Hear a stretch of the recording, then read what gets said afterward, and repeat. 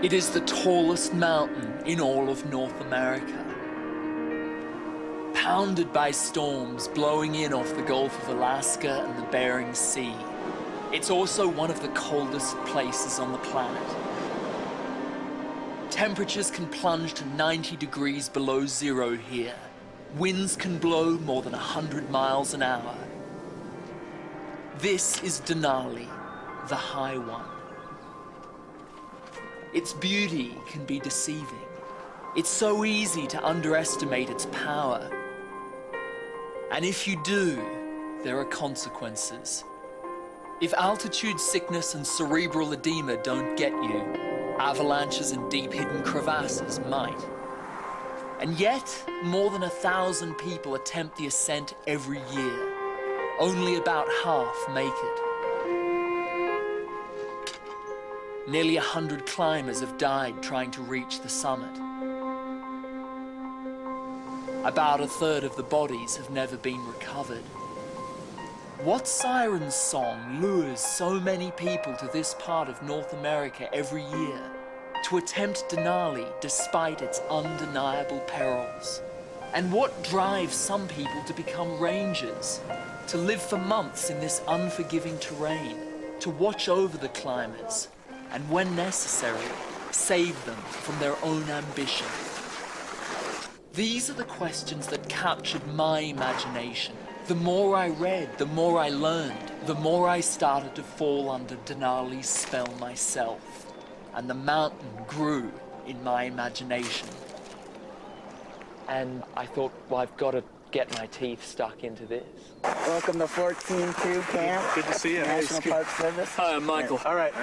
Cool. See you. Catch you guys later. Yeah. Yeah. This is our medical tent. We have oxygen here, right here. Right. We're running out because we've had some search and rescues as of late. Many. Over the years, there's been hundreds and hundreds of rescues, and almost 100 deaths. They use helicopters, short hauls. They go out in all weather, any time of the day or night. Each rescue affirms how powerful the mountain can be, and not every rescue is successful.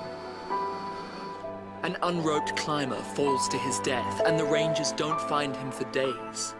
And later that season, another climber falls in a crevasse and is buried alive.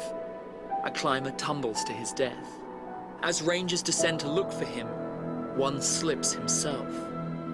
For the rangers, nothing is routine, and often it's one of their own.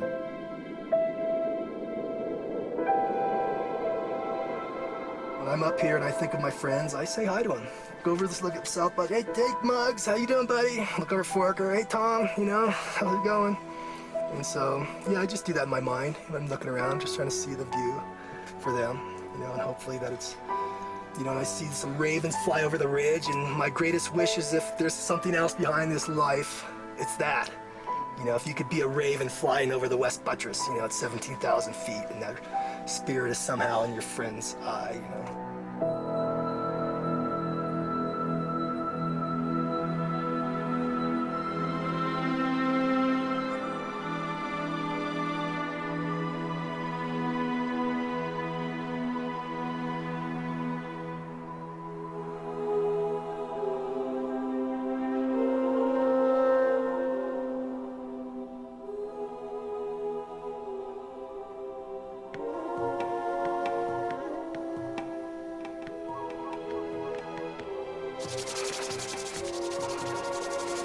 I'm cold.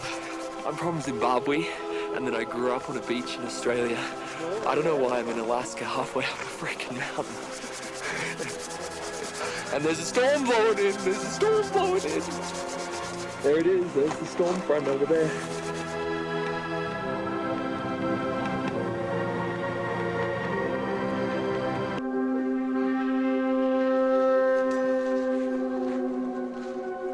The summit's only 3 days away, and the thought of that alone keeps me going.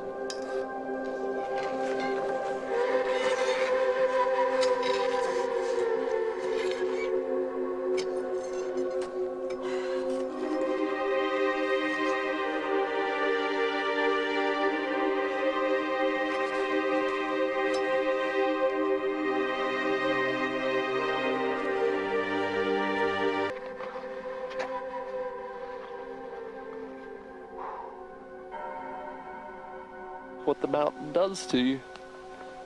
It brings everything up to the surface, and it asks you, who are you? What are you made of? What are you going to do about the situation you're in? Are you a survivor? Are you going to keep going? Are you going to turn back? What does your family mean to you? Are you a team player? Are you an individualist? Are you selfish? Are you selfless? What are you prepared to give up? It seems to want to know your secrets. It seems to want to know what you're hiding. It seems to want to bring forth all of the pain that you feel. And it wants you to pit that pain against its slopes and its steepness. I think